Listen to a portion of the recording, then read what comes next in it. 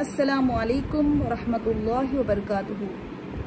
क्या आप जानते हैं नबी सल्लल्लाहु अलैहि वसल्लम पर दुरूद भेजने की क्या अहमियत है? नबी सल्लल्लाहु अलैहि वसल्लम पर दुरूद भेजने की क्या फजीलत है? इस बारे में सही अल-तरगीब व तरहीब हदीस नंबर 1675 में हज़रत अली रज़ियल्लाहु कहते हैं, हर दुआ रोक दी जाती है यहाँ तक कि नबी सल्लल्लाहु अलैहि वसल्लम पर दुरूद पढ़ा जाए। सुनन निसाई हदीस नंबर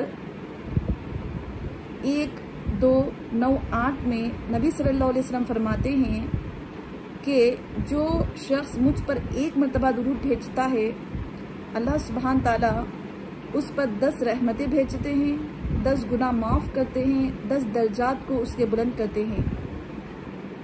अल्लाह सुब्हान ताला कुरान मजीद में इरशाद फरमाते हैं, या अय्युहल्लज़ीना आमनू सल्लु अलैहि वसल्लिमू तस्लीमा। ऐ ईमान वालो, नबी सल्लल्लाहु अलैहि वसल्लम पर कसरत से दुरूद भेजो। दुरूद के क्या अल्फाज है जो नबी सल्लल्लाहु अलैहि वसल्लम ने हमको सिखाए हैं?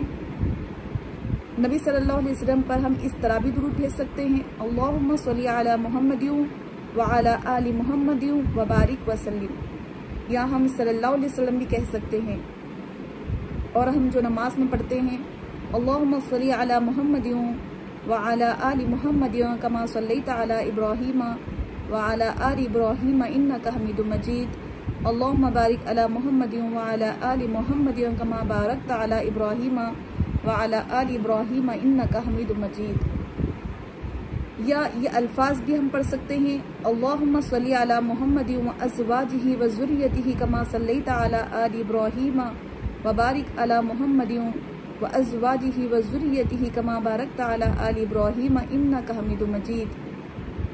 या इन अल्फाज से भी हम नबी सल्लल्लाहु अलैहि वसल्लम पर दुरूद भेज सकते हैं, अल्लाहुम्मा सल्ली अला मुहम्मदिन अब्दिका व रसूलिका कमा सल्लैता अला आलि इब्राहीम व बारिक अला मुहम्मदिन व अज़वाजिही व ज़ुर्रियतिही कमा बारकता अला आलि इब्राहीम इन्नका हमीदुम मजीद।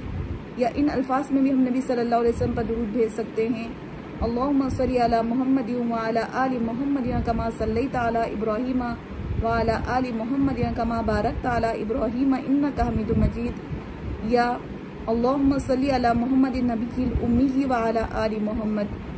या नबी सल्लल्लाहु अलैहि वसल्लम पर हम इन अल्फाज में भी दुरूद भेज सकते हैं, अल्लाहुम्मा सल्ली अला मुहम्मदिन व अला अहलि बैतिही व अज़वाजिही व ज़ुर्रियतिही कमा सल्लैता अला इब्राहीम व बारिक अला मुहम्मदिन व अला अहलि बैतिही व अज़वाजिही व ज़ुर्रियतिही कमा बारकता अला इब्राहीम इन्नका हमीदुम मजीद।